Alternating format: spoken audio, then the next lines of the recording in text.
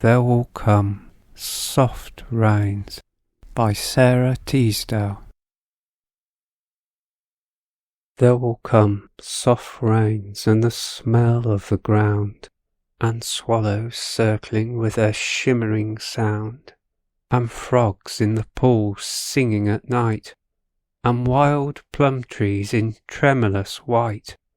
Robins will wear their feathery fire, whistling their whims on a low fence wire, and not one will know of the war, not one will care at last when it is done, not one would mind, neither bird nor tree, if mankind perished utterly.